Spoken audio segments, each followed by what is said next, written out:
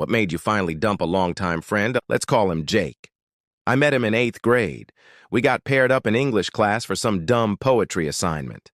While everyone else was trying to be deep and serious, Jake wrote this absolutely ridiculous poem about spaghetti that had the teacher rolling her eyes and me laughing so hard I nearly choked. After that, we were basically inseparable. We bonded over YouTube, gaming, and our shared hatred of math homework. Every day after school, we'd be at one of our houses playing Halo until our eyes burned. My parents loved him. His mom loved me. We had sleepovers, family dinners, inside jokes about teachers. It felt like a real brotherhood. In hindsight, even then, there were tiny red flags. He'd constantly forget to bring money for food when we went out, or he'd copy my homework last minute. But at that age, it just felt like harmless kid stuff. High school was where his personality started to show more clearly.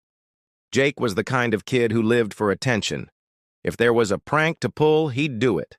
If there was a dumb dare, he'd take it.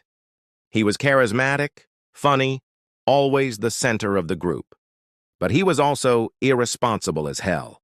He never studied, constantly skipped class, and always leaned on me to help him get by. I'd stay up late helping him cram for tests or letting him copy assignments because I thought this is what best friends do. He also had this habit of making jokes at my expense. At first, it was harmless stuff, teasing me about being shy or about the girl I liked. But over time, it got meaner. Like one time at a party, I tripped over a rug while carrying sodas, and instead of helping me up, he yelled, "That's why you'll never make varsity." Everyone laughed. I laughed too, but inside it stung.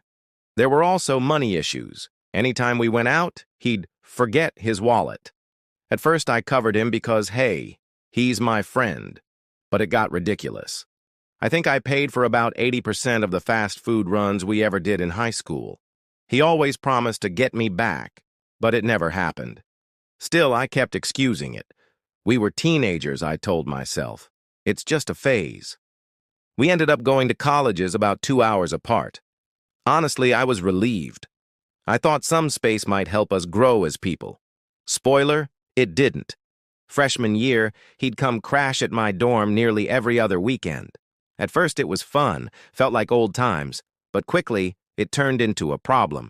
He'd show up unannounced, drink my roommate's booze, leave trash everywhere, and then forget to pitch in for gas or food. My roommates hated him. I kept defending him, but I was getting tired. Sophomore year was when the infamous group project from hell happened. We were paired up in a marketing class. I did all the research, all the writing, all the editing. His one contribution? He chose the PowerPoint template. That's it. When I confronted him, he said, "Dude, you're way better at this stuff. I'd just screw it up anyway." He said it with a smile, like it was a compliment. I wanted to punch him. Around this time, his negativity became unbearable. Anytime I tried to share good news, like landing an internship, he'd brush it off. Must be nice. Some of us don't have connections. Or if I mentioned my new girlfriend, he'd say stuff like, "Hope she doesn't realize you're out of her league," always disguised as jokes. But they chipped away at me. The absolute breaking point came during my 21st birthday. I'd organized a small party at my apartment, just close friends, some music, drinks, cake, nothing insane. Jake showed up an hour late, already drunk. No gift, no happy birthday, nothing. He walked in loud and obnoxious, immediately started making fun of my decorations, and then proceeded to hit on my girlfriend.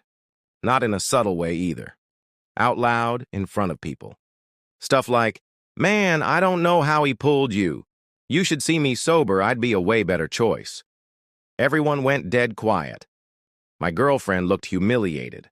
I pulled him aside and told him to knock it off, and he actually laughed in my face. "Relax, bro, it's just banter." That was the moment something clicked in me. I didn't blow up. I didn't cause a scene. But internally, I was done. After that night, I started phasing him out. No more answering 2 a.m.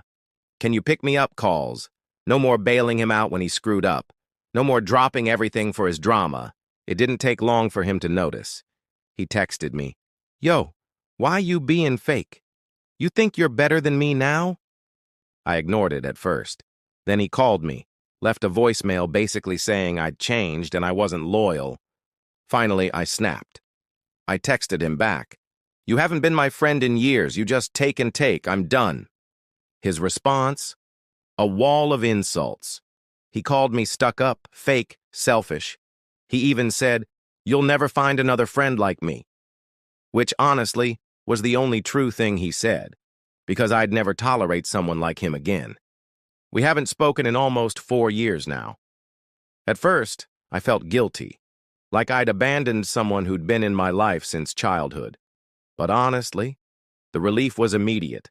It felt like I'd been carrying around a backpack full of bricks without realizing it. Suddenly, I had more energy, more peace, more confidence.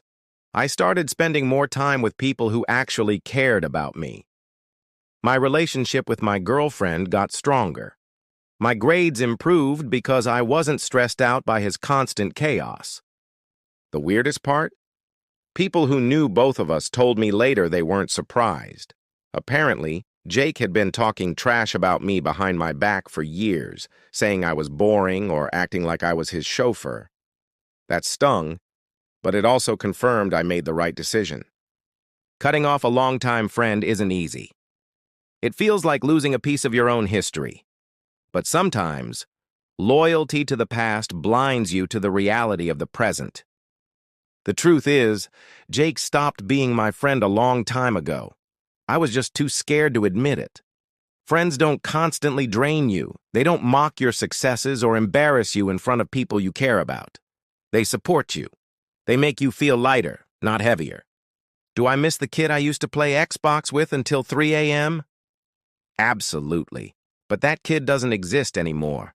The Jake I dropped wasn't a friend. He was a leech. And walking away was one of the best decisions I've ever made.